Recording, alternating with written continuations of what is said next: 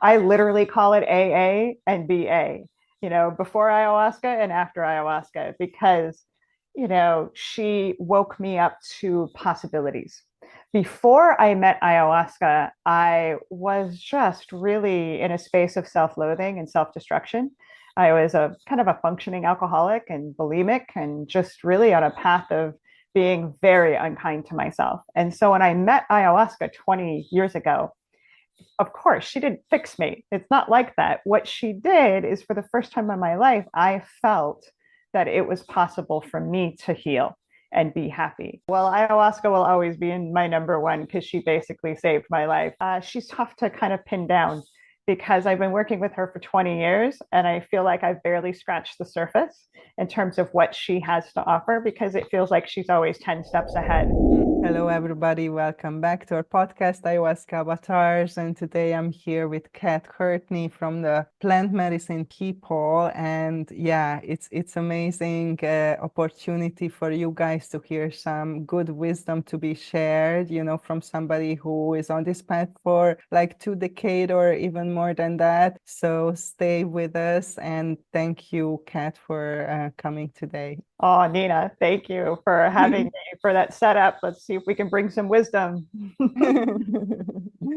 Yes, you had a book. It was recently published, or when was your book published? About a year and a half ago. Yeah. Okay, so yeah, wonderful. What's the name of the book? It's called the Plant Medicine Mystery School, and it is volume one. I am working on volume two. So, volume one, the subtitle is The Superhero Healing Powers of Psychotropic Plants. Absolutely. And you can, I think I got it on Kindle, but I'm sure you know that other platforms, people can get your book as well. And I really recommend this book, guys, to read. I'm going to write a review about it in my blog, but it's really, really good information. And I wish I would have had something like that to read, before I started my journey on the plant medicine path. So yeah, we're going to go into some of the topics that Kat is talking about in the book. And this is how we connected, or this is how I got to know you or know about you, that I came across of your book, because I'm always looking out, what people are putting out there. And I don't know, something just resonated with me and I started reading it and really pulled me in. And I often find this with people who are on the plant medicine path, and we cross paths that, there is one truth, there is one wisdom, and we're learning the same thing,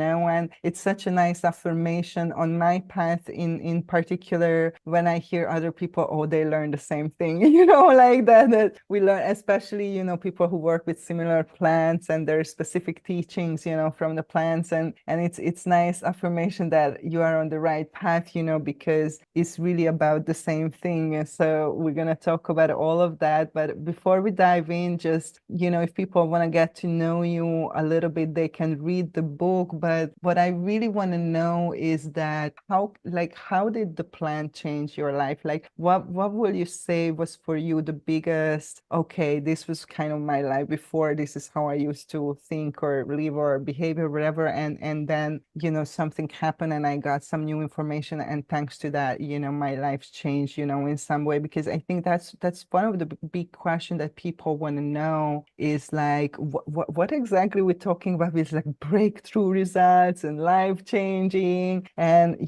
so how was that for you, like personally, this experience? Yeah, great question. For me, it was the actual experience of meeting ayahuasca the first time. I literally call it AA and BA, before ayahuasca and after ayahuasca, because, she woke me up to possibilities. Before I met ayahuasca, I was just really in a space of self-loathing and self-destruction. I was a kind of a functioning alcoholic and bulimic and just really on a path of being very unkind to myself. And so when I met ayahuasca 20 years ago, of course, she didn't fix me. It's not like that. What she did is for the first time in my life, I felt that it was possible for me to heal and be happy. And I had never felt that before because I had been diagnosed bipolar. I had been told, your brain is broken. Good luck, basically. Nobody gave me any hope. And when I met ayahuasca, ayahuasca, I knew I had a long journey ahead and I'm still on that journey, but it was like, oh, why not me? Of course, I can find my way to a more stable, happy place. So she changed everything just by giving me the spark of possibility. And that's what made me just fall in love with her and say, I'm all in. How do I make this my path? Wow, that's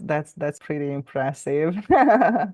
I remember my experience, my first dieta in Peru, it was quite not what I expected. It was very difficult. It was pretty dark and heavy and I wanted to quit halfway through, and I definitely at that time at the beginning I didn't really understand what is this all about and what does this all mean, I was a little bit confusing to me, and later I got more understanding and clarity. But yeah, it's nice to hear that you had such a different experience. Like in your book you're talking about that the sacred plants and plants in general, but sacred plants in particular are our greatest teachers and doctors. Can you talk a little bit about this? Why do you think that? Like, what was your experience? Yeah, my experience with the plants is that they don't have these complicated egos that all of us humans have. And the egos are complicated because they create an experience of separateness that feels really real and identity. And the plants, although, a lavender plant and an ayahuasca plant each have their own sort of personality and spirit, they're in unity consciousness. They don't forget that everything's interconnected. They don't have this sort of suffering around thinking they're separate the way that we do. So that's why I trust the plants to be my direct mirrors and my teachers more than even the mentors that I've had in my life, amazing human beings, simply because they don't have the shadow that we have. They're mirrors. That's how I experience them. And so I trust that their agenda is always about our healing and the truth. Whereas human beings, we have a lot of different agendas, don't we? Whether we're coming from head or heart, and it's more complicated. So my best friends, my mentors are more plants than people simply because I trust the vibration of that energy more. Wow, that is so fascinating. And I can imagine how does this sound to somebody who is not into this world at all. Like, True. and that was also one of my questions. So let's talk about this, like, because even people who are into spirituality, they hear about, okay, there is like unity consciousness and there is separation and duality, and we have some kind of understanding of these words. And you also, talk about this in your book. So what does it mean that we are in duality? We are in a state of separation. What does it mean to be in unity consciousness? Why is that important for us to understand this? How can our life be different if we would really understand what does this mean? Because I think that's where most people are. Like maybe they heard the words, but Yeah, well, and I was that person not that long ago. So that's such a great question. I think it's important that we understand what duality means simply because that's what we live in. And what the plants like ayahuasca have taught me is that duality, unity, is there a triality out there? Why not? These are just portals of consciousness, dimensions, if you will. And so our base level, what we all experience every day is duality. How do we know that? Because everywhere we look, there's contrast. So to learn more about what hot feels like, we have to learn more about what cold feels like, right? We can't have one without the other because we're in duality and it's full of contrast. But working with the plants, we start to realize, wait, duality isn't the only state of consciousness. There are other states. That's why I'm like triality, quadrality. Why not, right? It seems like consciousness is limitless, but what we're in 99.999% of the time is duality. And we even have it all over the place in our language, head and heart, masculine and feminine. Like everything has a partner in balance because that's the nature of our base level consciousness. But it turns out there are other things besides duality, other portals into consciousness. And that's part of what I think a lot of us are intrigued by in our spiritual journeys when we work with the plants is like, ooh, we call it altered consciousness, right? They can change the way we see and experience the world. And so it's just important to understand the baseline and then that other things are possible. Right. So, okay. So I think people people can understand this, and you explained it in such a good way. Obviously, everybody can see and experience the contrast and how our way of thinking is within this frame. So for somebody who never had a psychedelic experience before, because I was just in this situation the other day, this person was trying to understand what does that mean, to be in an expanded state of consciousness, or in a like a unity state or something. And I was like, I don't think I can explain. So how could you the best explain to people what is that unity consciousness, or how does it feel like, and why, like, you having this experience, how does that informs your life here in now? Beautiful. Well, first of all, we can talk about altered states of consciousness, I think, in a way that is universal, or at least close to it. What about falling in love, the portal of love, right? That's not a mental duality experience. That's an altered state of, oh my God, I've got goosebumps just feeling what that feels like. Or like women who have given birth, that is a portal of a different state of consciousness, bringing in life. So there are things that are more universal in our human language that we can go, oh yeah, my consciousness was different. Let's just call it different. Having gone through an experience of falling in love, or going through a really intense journey of crisis, or a car accident where we go into a state of shock. These are altered states of consciousness. So when we take plants, we're doing that proactively, and they each have their different sort of flavor of what that feels like. But that can give people more context of, oh, that's an expanded state of consciousness. And the way that it informs our lives, just like all of the things that I just mentioned, falling in love, giving birth, it kind of changes everything, because we start to realize other things are possible outside of what we experience all day, every day. It's an expanded state. So we start to sometimes question, well, what else is possible? What else can I experience if I can fall in love? Cool. And that's such a force. Like, what else does consciousness have for me outside of, the normal, the mundane? So it can kind of change everything in how we walk in the world. Right. So can you give like examples? Because like as somebody was asking me, this question that, how does that, like, how do you behave like differently, for example, in your daily life or in your relationships, that you have this kind of experiences and this informs your way of being in the world? Like, can you pinpoint some examples that would be different than normally what people would do? Sure. Well, I'll take it from a personal lens. I mentioned drinking ayahuasca the first time gave me that hope of, wait, I could heal. So when I went home from that first trip to the jungle, I changed my lens that was previously programmed of, well, I just have to handle this because I'll never get better. And instead was like, how can I get better? What does that look like? And then, I started finding things like meditation and a teacher on a spiritual path that gave me different tools. If I hadn't had that lens change, I wouldn't have looked for things that were different. The way that I illustrate this to people that are new in this regard is I'll ask people to say, look around the room right now and look at everything that is blue. Okay, got it. Now close your eyes and tell me everything that was red. You weren't looking for it, so it's probably unlikely you can name more than one thing that was red. You were looking for the things that were blue.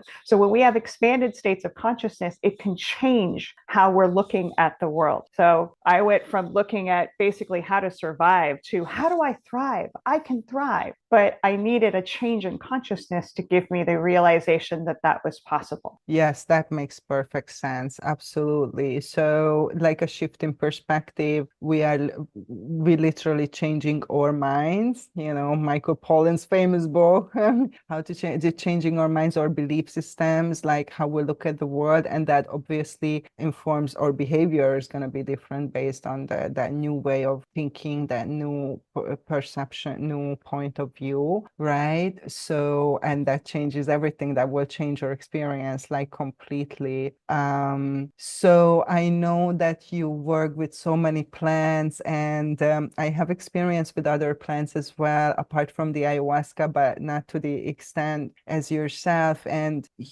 I know that each plants are different and unique, and there's no better or worse or some kind of, people want to have a hierarchy of plants. It's like but can you talk a little bit about the ayahuasca? What would be the unique characteristics from based on your experience? And you have other experiences as well with different plants. Yeah, Yeah, well, ayahuasca will always be in my number one because she basically saved my life. And she's kind of one of the most difficult ones to talk about just because her spectrum of consciousness, and I know it's weird to even say she because a lot of people are like, does a plant have a gender? In my experience, she does. If somebody said ayahuasca feels masculine to me, they're right too. You know, like the plants can be duplicitous or multifaceted in that way, but to me, it's very feminine. And she's tough to kind of pin down because I've been working with her for 20 years and I feel like I've barely scratched the surface in terms of what she has to offer because it feels like she's always 10 steps ahead of my mind. No matter how much my consciousness expands, she's way ahead. And so I'm very humbled by just the depth of wisdom and ancientness that she carries. But she feels divinely feminine, incredibly maternal. You know, we typically reference her as either mama or grandmother energy because she's to me, she's the example of the best mom ever because she teaches. She doesn't do things for us. She shows us things and gives us the tools and the camaraderie. Like, you can do it. You know, she didn't heal me. She's taught me every step of the way how to heal myself, how to stand responsible for my own journey. And so I consider that the best mom ever because that's what moms do. We give tools and we inform, but we can't do it for our kids. And so that's the essence of what ayahuasca feels like to me, is that she's like a mom to the entire world of humanity, that she's just trying to help us to heal, because as we heal, then we're nicer to each other and we're nicer to the planet. And it's just kind of a win-win. So, you know, that's the general way to describe her.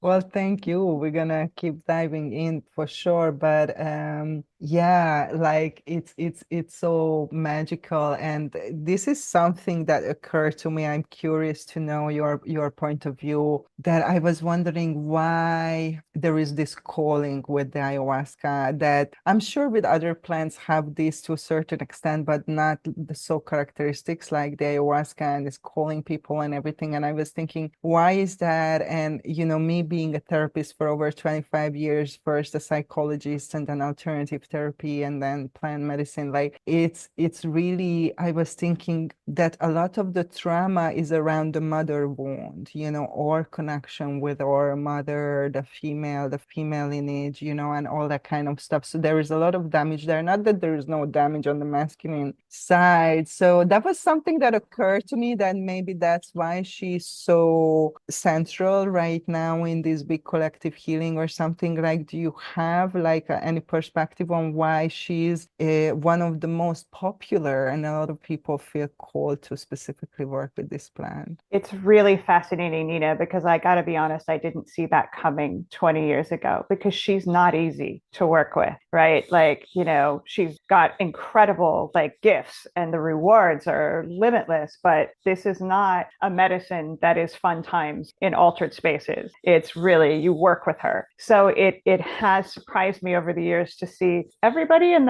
their grandma wants to drink ayahuasca. This is amazing. What I sense, partly absolutely what you shared around the mother wounding, needing to feel nurtured and held the way that she does, is a big piece of it. And also this capacity that she has to illuminate our shadow, you know, the parts of ourselves. Like, I like to joke that if you have a box inside you that says, do not look here, ayahuasca is going to find it. And with great glee, crack that open, because she knows that what's hiding in there is what's holding us back. And so, because I think we're in a global experience of shadow and the awakening that comes with that, she's the medicine that is there to support us in seeing the parts of ourselves that are wounded and traumatized and scared and bringing them into the light. So I think she just matches what's happening in the collective, and it just happens to be her time, which is amazing. That I literally have like goosebumps, you know, when you were like talking about this, like that totally makes sense for me. And my personal journey with this medicine was like that,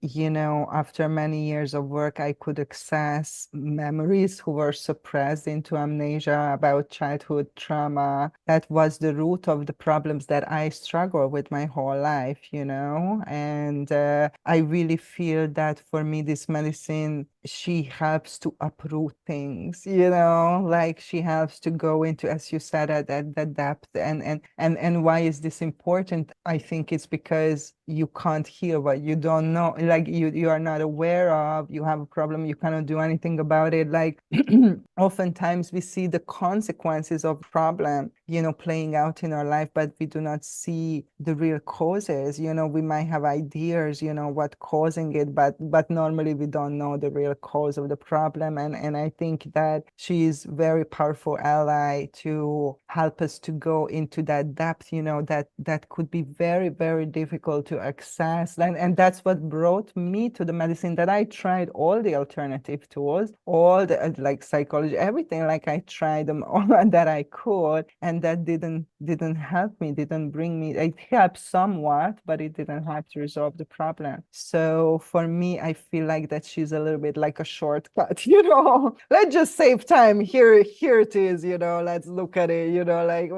how do you feel about that aspect? That's it. That's exactly what she does. Is she's because she's so intense, it's like a faster journey into the subconscious. But I feel like with that comes some responsibility of knowing how to handle that intensity, because it is a shortcut. Essentially, we still have to do the work, but her capacity to illuminate things that, you know, I could have sat in my therapist's office for another 20 years and got like one pixel of what she gives me, just because it's a different path. It leads to the same place, but she's turbo. Yes, definitely not for the faint-hearted, you know. It's always say like warrior path, you know.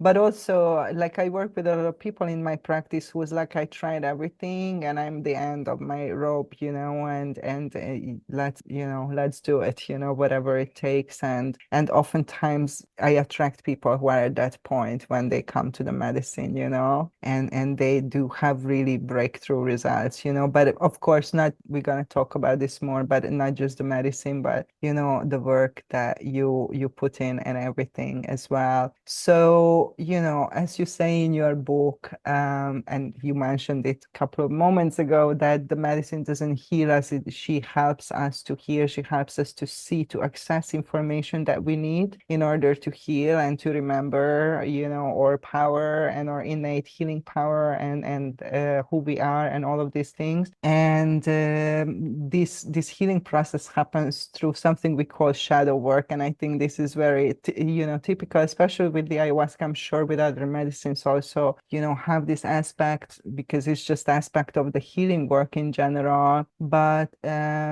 what is the shadow? What does the shadow work means? You know, how long does it take? How, you know, what is that or part, you know, we have to do this shadow work, like for people who are, you know, interested maybe working with the medicine, like how can they imagine, you know, that work that has to be done outside of a ceremonial container? Yeah, right. This is important to emphasize that the ceremony is just one tiny piece of the whole journey of healing and awakening. And so to me, it's all about working with the shadow, because in a very simple way to describe it, the shadow is just what we don't know, right? It's all of the parts of ourselves that aren't yet conscious, which for most of us is the vast majority. But I'm a student of Carl Jung, who is the godfather, right, of giving language to shadow work. And what I always like to remind myself and the people I work with is that shadow work isn't inherently bad news. It's not like just repressed traumas or memories. It's also what Jung called the golden shadow, the potential that we have as human beings, our talents and our gifts and things that are hiding underneath these layers of pain and unconsciousness. And so there's good news waiting in there that we want to know. I mean, I think we want to know all of it, but we usually associate traumas and repressed emotions and things like that with the shadow, which of course that's part of it. But then as you go deeper, then you get to find, wait a second, it turns out I'm an incredible messenger or painter or whatever that might have been hiding in there that we get to find out is true for us too. So shadow work is just self-discovery. And as we discover more about ourselves, we understand more about consciousness as a whole, because it's not disconnected. So one of my spiritual teachers used to joke that shadow work is the only game in town. It's what we're all doing. We're becoming becoming more conscious, one bit by bit by bit. And then if you drink ayahuasca, sometimes it's a big bit, but it's still, I mean, consciousness as a whole feels limitless. So we're always going to be students of what we don't know. That's so beautiful how you described it, that basically everybody is doing shadow work all the time, right? Because we are evolving, we are learning, but when you do it with conscious awareness, voluntarily and intentionally, that's what we are talking about, right? With the medicine, especially with this type of medicine, and this other thing you were talking about, this golden shadow. I heard this expression recently, but in the past I never heard about it, but I love it, and I'm just like, oh my God, that was something that you described, at the beginning of the podcast, that how the medicine gave you hope, because before you felt hopeless and in a kind of despair, about your situation, and I can very much relate to that the similar experience that, when I started to work with plants, and even before the plants, healing in outer state with breath work, holotrope breath work and rebirthing and that kind of stuff, like it became clear to me that there is a part of me that there is all powerful, all knowing, all loving, and that nobody talked about that part, right? Even in psychology, is we all focus on the dysfunction. There is a DSM, right? The biggest book about in how many ways you can be fucked up, in the head and in everywhere. Like, so that nobody talks about how incredible we are, how powerful we are, our capacity to overcome, to heal, to remember all of these things. And that was something for me that the plants, taught me, and of course started to help me to connect with those parts of myself, who had these capacities. And I think this is so important, like right now in our world as well, because what is happening around, it's horrible, just we just have to look at the last few years, and we forget about all these good, amazing, magical things, because there's so much darkness, there's so much negativity, there's so much fear, and this is something I want to talk about, the fear, and to heal fear and what is fear, because that was something also that for me personally, the ayahuasca helped me a lot to start to peel off these layers of fear and to start changing my perception and look at things in a little bit different way that hold me in this grip of anxiety for most of my life, and I think, now this is just a general condition that people, yeah, I take pills for that, like that's just normal, way of being. So let's talk about a little bit fear, and where's fear come from, and what is fear, and how does this relate to working with the ayahuasca? Mhm. She loves to illuminate our fears, doesn't she? And by the way, I relate. I've had quite a personal journey with fear. I sometimes joke I have a PhD in fear because, I mean, was medicated for anxiety and absolutely went down that road of feeling like that was part of what was broken in me. Is I was just scared and nervous all the time. Didn't know why. Just scared to order a pizza. Like what, none of it makes sense. That's one of the core sort of things about fear, is it's not logical. It's deeply embedded. And so we can't think our way into a space of not being fearful. And that's an important understanding, is we're not doing something wrong because we're scared. We're in a vibration of trauma, and it's just expressing itself. And so one of the things that ayahuasca taught me that is really powerful in understanding it is she once broke it down to me and said, look, it's duality, right? We just established that. There's two baselines for where all the other experiences that we have in duality come from. One is fear, the other is love. Fear is resistance. It's an energy of no, I don't trust that. It's a pushing against. Love is an openness. It's an energy of yes, I trust that. So fear is just the parts of ourselves that haven't experienced love, that don't even know that there's anything other than the resistance. And she said that when we're, birthed as a soul, we start in the vibration of fear and we slowly move to be more and more in the vibration of love. And that simplifies it. I'm like, that makes sense, because that's been my journey in this lifetime of like a little bit more and a little bit more, and sometimes a big burst into love, but it's not as if the fear has gone away. I still have a relationship with with it, it's still a teacher. There's just less of me saying no and resisting. And it's primal. And that's important too. It's not that it's our fault that we resist and fight. It's primal and deeply programmed. It's from our ancestors and our lineage. It's from the experiences that we've had in this lifetime. And it sure is also a reflection of the world in which we live in, which is very fear-based. So all of us that are healing and that are awakening, we're bit by bit dissolving or alchemizing that fear into love. And that feels very true. Simple in understanding, not simple in how to do it. But that's one of the things that ayahuasca is incredible about, is helping to illuminate the fear, to get us and teach us to work with it differently. For example, fear and excitement are the same physiological response.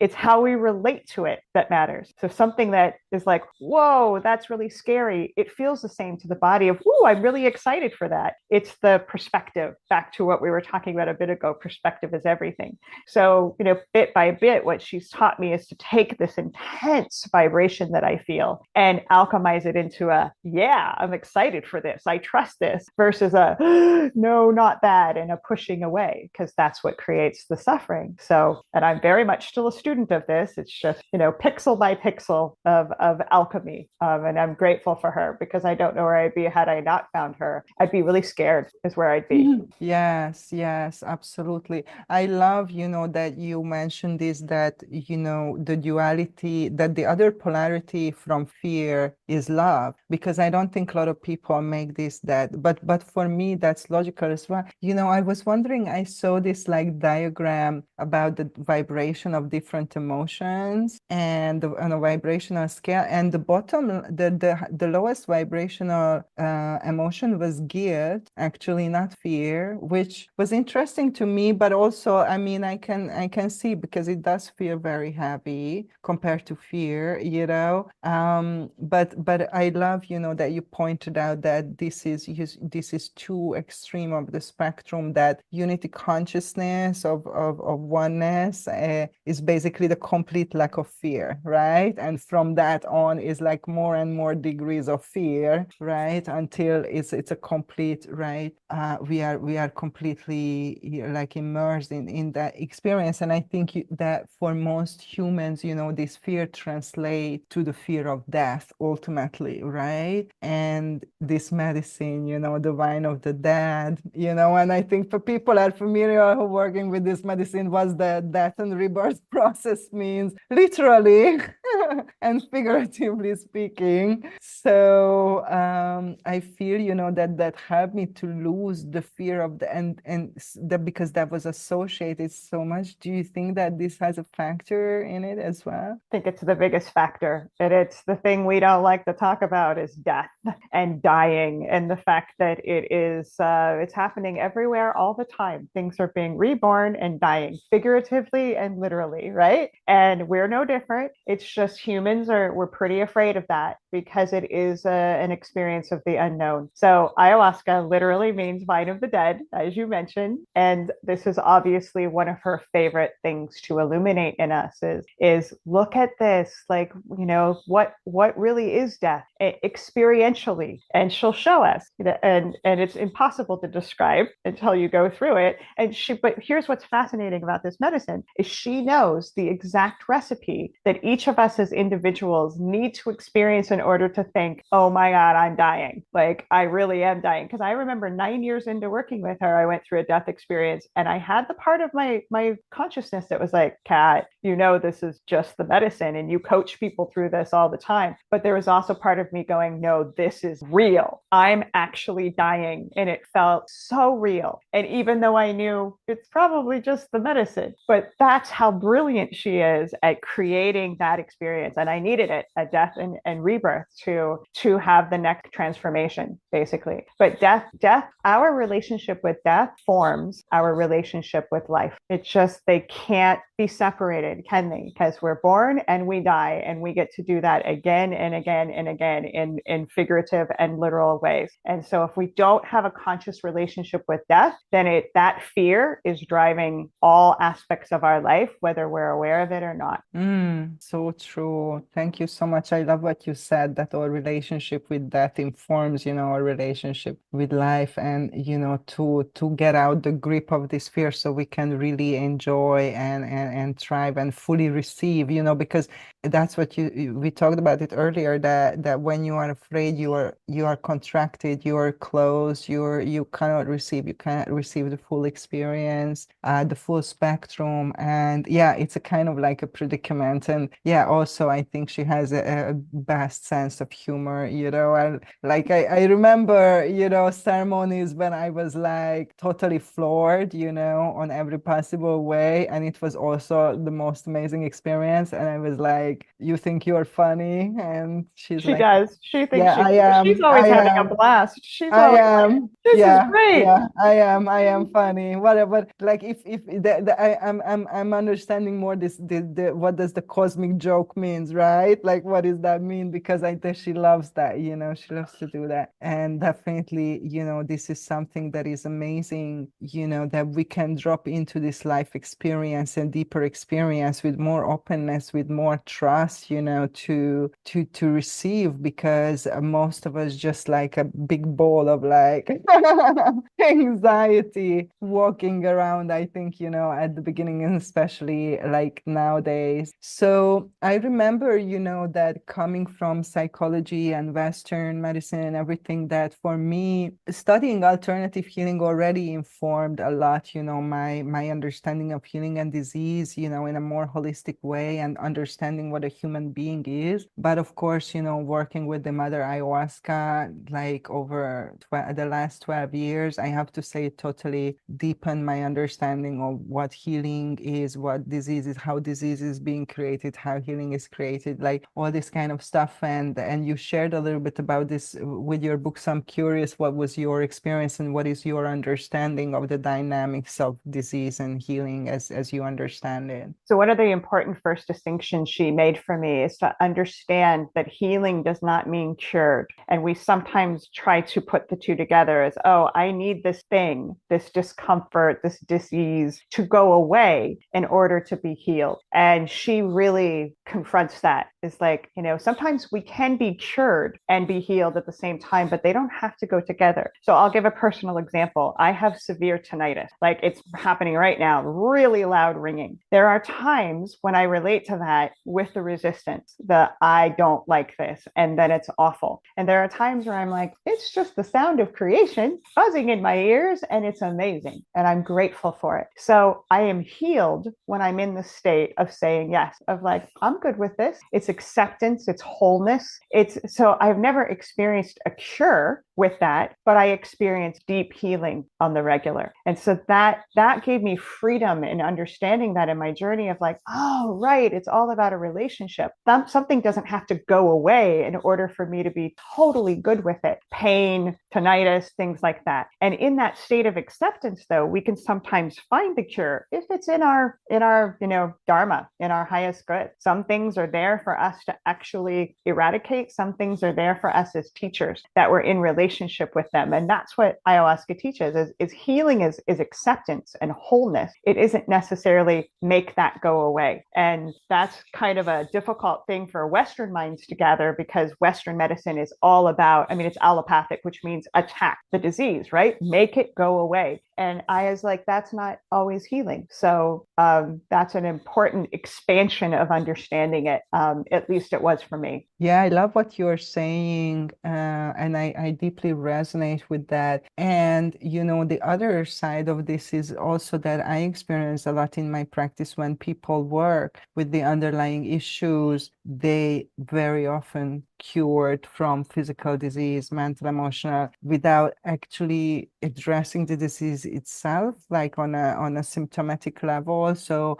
I work with people with autoimmune, cancer, and whatever, with ayahuasca assisted therapy, when we will look at that uprooting that we talked about. And most of the cases, curing, like elimination of the symptoms, does occur as a result of that deeper healing. So, like, how do we know when a symptom is there for us to say, hey, you need to work on this, you need to look at this, you need to do something about this because this is the signal, or this is a situation when we need to just accept it and be okay with it and roll with it, and that was it. Like this is kind of, how do we discern that? Well, that's such a great question because we don't know really. But I think what ayahuasca teaches is that the acceptance, the relationship with it of like, well, this is here for me. This is a teacher. That has to come first if anything else is going to occur. Because if we just go in guns blazing of make this go away, what she calls that is whack-a-mole. She's like, you might make your headaches go away, but then it's going to spring up in your colon. Or, we're playing whack-a-mole, just trying to eradicate it when in fact, what the invitation is to do what you're describing, which is to go into the root, which is trauma and pain and programming. So when we go to the root of things and we feel and we release, then we'll find out, right? If something is ready to be cured or if it continues to be a teacher. So for me, most of the things that I had on a physical level have been cured, not because I chased that down, but because I've been willing with her to work through. I have hearing loss and tinnitus. They're still with me. Well, that's apparently by design, So I continue to do things to go to root causes, but if this stays for the rest of my life, that's okay. That's okay. I haven't failed. I'm not unhealed. I'm just somebody who gets to walk in the world with this as a challenge. So that's where we find out. We don't really know. But if we continue to do the root work and to feel and process, it's awesome no matter what, because we heal in a state of wholeness. It's not conditional that things have to go away. So yay, that's actually really good news. That is so hilarious because I know somebody else, like a man who also works with the medicine, also wrote a book about the medicine, very interesting, also has tinnitus, also worked with the medicine for many years, and he came to the same conclusion. I love it. Start knowing too. Like very validating. Yeah.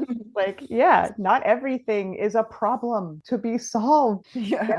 Like, yeah. So we're on our own Totally. journey determining that, but we don't know until we're in the experience. If something is ready to lift and dissolve, fantastic. If not, that's okay too. Yeah. And so one part of the healing, I think, especially with the Mother Ayahuasca, is emotional healing, emotional release. I love your book. You say feeling is healing. And I just love that line because I say that to my clients all the time. So can you talk a little bit about the connection between suppressed emotions, trauma, disease, healing, and emotions, emotional expression in general? Absolutely. I mean, emotions breaks down to energy and motion, right? It's right there. It's so obvious. And yet we do anything possible in our everyday lives, most of us in the Western world, to not feel, to distract ourselves. And look where it gets us. Chronic illness galore, autoimmune issues, depression, like you name it. We're suffering so much. And the answer is the very thing that we keep saying, anything but that. Can I take a pill? Can I just distract myself? And it's not working. And so what ayahuasca teaches is go and feel this stuff. Be with it. Don't, it's kind of the opposite of what we do in the Western world. If we get a stomach ache, we want to take something to make it go away. What ayahuasca says is go into it. Be curious. What is this? What does it need to be felt and released? Because underneath the physical discomfort is an emotional discomfort. And we don't like to be uncomfortable. That's kind of just a trademark of our culture. And ayahuasca is incredibly uncomfortable on all levels because sitting with that, feeling it, is a form of freedom. It allows the energy to be in motion. So it can actually just dissipate. When we repress it, it builds on itself. And then, after years of repressing something like anger, you can blow up because somebody puts too much mayo on your sandwich and you're like, and it's not about that. It's an invitation to feel all of these things that are stored. And there's always freedom in that. It's not easy to process something like grief. I mean, for me, the first years of sitting with ayahuasca, I just bawled, like intense crying as a purge. And ironically, beautifully, poetically, asthma I had had since childhood went away. My lungs just loosened up. And I wasn't chasing that. I didn't even think that was possible, but it happened somewhere along the way. And I think it's because I was doing grief work. I was making space every time I cried my eyes out. And suddenly I was like, oh my gosh, I could breathe. This is incredible. Like, so there's an example of how magical the willingness to feel and process that, what it can bring us. Absolutely. I had a great experience. I think in general for women, the most suppressed emotion is anger because of cultural conditioning. And I think for men it's like sadness. And I mean in general, of course, Yeah. people go, oh, not everybody, but there's just like gender specific conditioning and stuff like that. And I had like a huge trip with anger actually that like lasted for 3 years for me trying to process it and my mind trying to justify why it's okay for it to feel angry and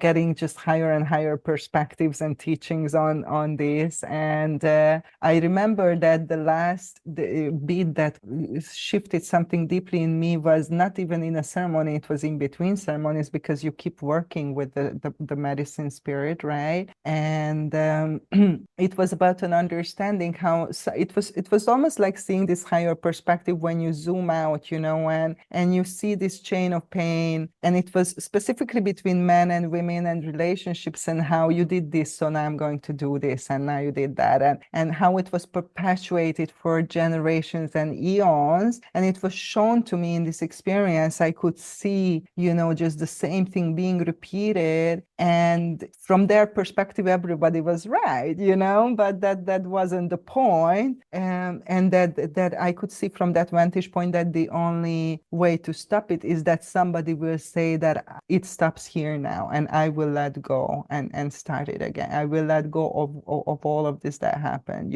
let it go, because there is no other way, somebody has to do that. And I did that for myself in that moment. And this was specifically related to men, like in my life. And I just did this big ritual of like symbolically and on every level letting go and say, I want to move on. I don't want to carry this energy with me inside of me in feeling this nasty energy all the time. And it was just gone, from one moment to, like I could not try to figure out for 3 years why I feel so angry. Where is this coming from?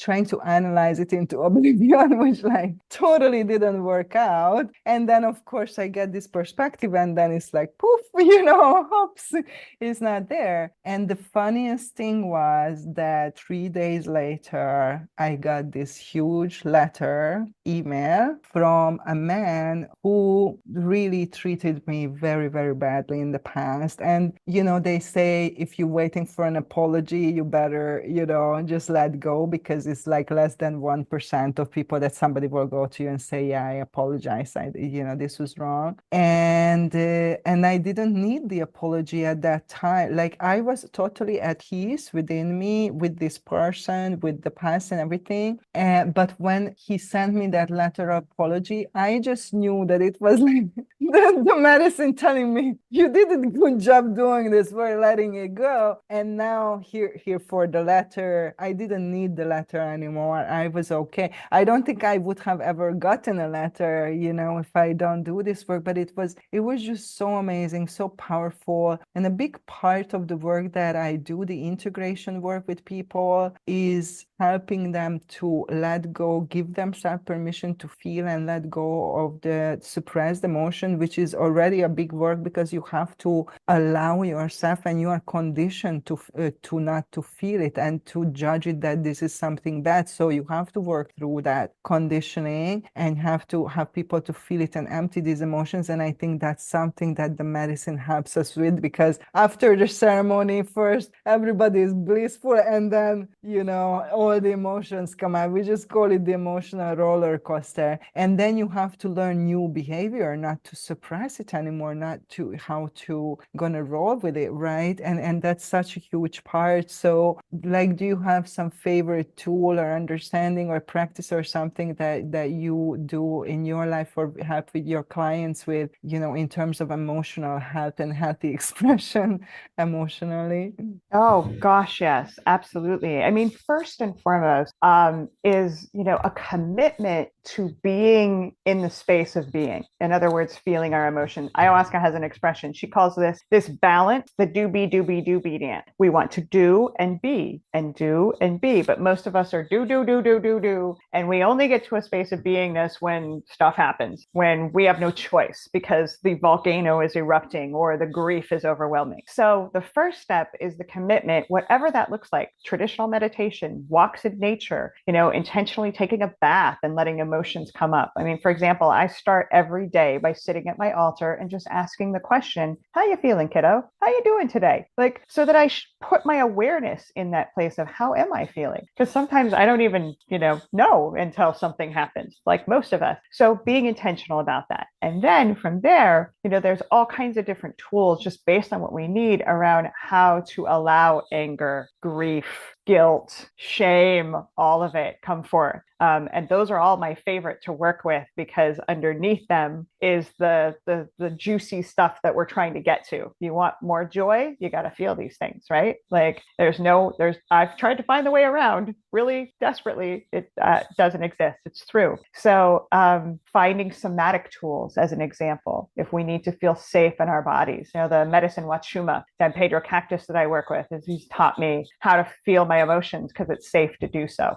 So having allies that can just teach us, it's that the emotions don't want to hurt us. They just want to be felt, but we don't necessarily know that until we get to have some experiences of just sitting and feeling and processing. And then I find that becomes like a gift in itself. Momentum starts to build because we start to realize, wait a second, this isn't that my emotions aren't the enemy. And when I sit with them and I feel them and I have let myself, like for example, when I work with anger, I work with the fire. I'll have a fire pit, just scream into the fire and write things and burn it.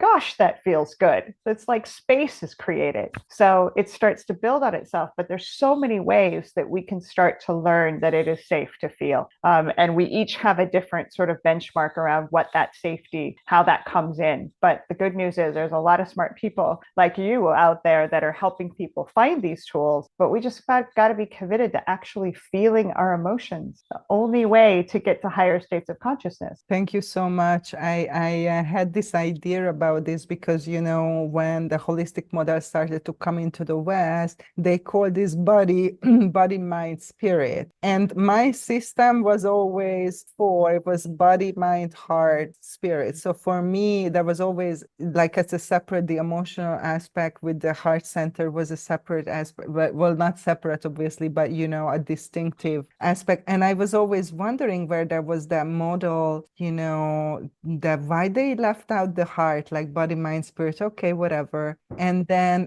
working with the medicine really taught me that the heart is the gateway to our higher self, to our spirit, to our higher aspects. And that's why it's so important what you're talking about, to do this emotional healing work, to clear that gateway where we can, go and elevate ourselves, into higher realms. And I think that I always thought that leaving it out from that, the body, mind, spirit complex, it's a little bit kind of deceptive to people. Say, I don't worry about that. That's not important. The whole Western world, the Western medicine, and puts down emotions and the heart and everything. And, the indigenous and the spiritual tradition very much so emphasize, that's your most important, part. So I love, what you're saying about this. But all of this, that what we are talking about is like deep work. It's work that takes time. It's a work that I believe it's almost impossible to do alone, or it would take a long time and suffering based on a trial and error experience. So like, who is qualified to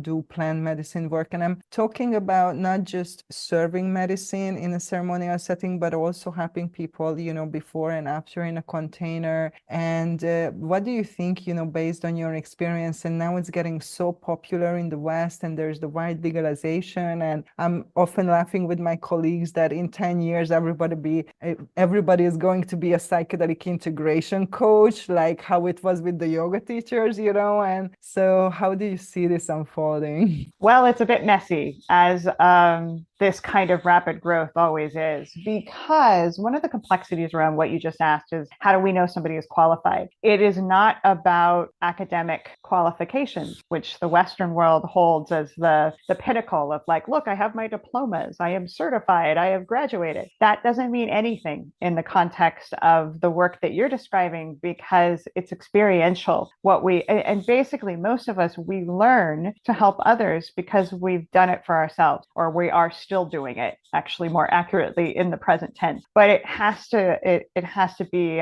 credible in that sense, that we know what shadow work feels like, that we know what the death and rebirth process feels like, that it's been something we've experienced time and time again before we feel like, okay, now I'm equipped to just guide others, because we don't do it for other people either.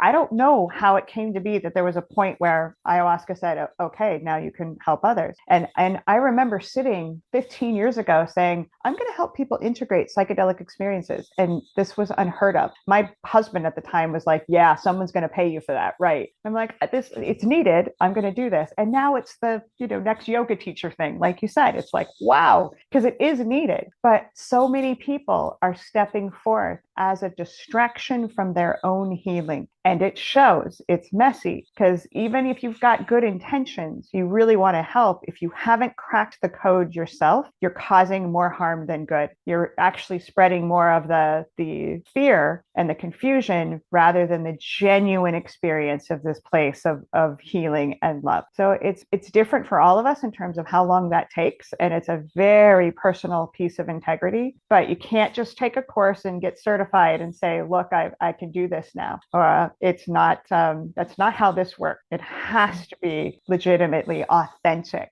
And so it's up to all of us that seek out people that help us, that we are discerning, that we make sure like, wow, this person practices what they preach. That I want what they have, not what they're talking about, but what they exude energetically. That's what we're looking for. And, not everybody has that right now stepping forward. It's too young in the rebirth of this industry for this many people to say that they're ready to do this. Yes. That's such a big topic. Maybe another time we can dive into this, what's happening in the psychedelic healing space at the moment. But I totally agree with you that the most important characteristic, if you want to work with somebody, is their personal experience and the work that they did, in their own healing work. So, and I think it's also important that people who are offering services, we are transparent with that, with our background and what we've been through and where we're coming from, so people can, discern for themselves. And also, I find that obviously there is legalization coming down from the top, but also there is this grassroots movements that's coming from the community that we want, to have standards. We want to have ways of, doing these things. And your website that we're going to share is a great resource for people to go and educate themselves about, in your book, you give questions of what somebody should ask of a person, a retreat center or whatever, if they never been, to try to discern, is this a safe place or not a safe place, and how professional these people are. On my website, people can find code of ethics and standard of practice for ayahuasca professionals, people who work with this particular medicine. And so we need to educate ourselves. People need to educate themselves, because it's your responsibility, because it's a little bit the wild west now, as you said, but it's gonna be, unfold and cleared out for sure. And it's great, that you are out there also offering all these resources like the book, and those questions that people really can take away. So I'm grateful for that. What would be something that you want to shout out to people, before we finish off for today, that you would like, that if somebody is interested in working with sacred plants in a responsible way for healing and awakening, what is the most important thing you want them to know before they start on their journey? Oh, goodness. Well, that it's available. It really is available for everyone. Now, not all plants are available for everyone. They all have a different protocol of safety. Ayahuasca happens to be one of the stricter ones, just in terms of prerequisites, right? But I really feel like we're healing a core wound of being disconnected to nature. right now. And so anybody that feels called to connect with plant consciousness, there is a plant out there that can rock your world in the most beautiful way. It may not be ayahuasca. It may not even be a psychedelic plant. That's okay. There are so many aspects of the plant kingdom that are there to help us heal and remember who we are. And so I just want to say, they're waiting for all of us to connect with them, because that they love it too. We're nature. We've just felt like we're separate from it. And I just think it's so beautiful that so many people are called, because it's a core thing around healing our entire planet, not just us as individuals, is that we reconnect with the plant kingdom, the animal kingdom, and realize we're a part of it. And they just want to help. So beautiful. And yeah, don't be afraid of the plants. A lot of people are freaked out, especially psychedelic plants, sacred plants. We don't need to be afraid, but we need to be informed, right? We need to be Beautifully said. informed. Yeah. Do our best to stay safe and to be responsible, but definitely it's something that is, part of our experience, and we are deeply connected with the plants and with nature, on a deeper level. Well, thank you so much for coming. Like, people can go to your website, plantmedicinepeople.com, for more information. We're going to share it also in the description, and join your community, work with you, even in the containers, with ceremonial containers, or you do integration as well. You have different offerings. Yeah, if people want to work with me with the ayahuasca, with the 15 months long deep dive container, like, just go to my website. And if you are interested, to start a career and support others, also just look at our website and have more information, and let us know what you think. And if you have any questions, any topics that you want us to talk about, leave a comment, and stay tuned for our next episode. So thank you, Kat, for being here today. Thank you, Nina. Such a pleasure. Thank you for listening, and leave a comment if you enjoyed this episode. Help us grow our community by sharing this episode with your friends, and subscribe to our channel to receive the latest on Ayahuasca Assisted Therapy.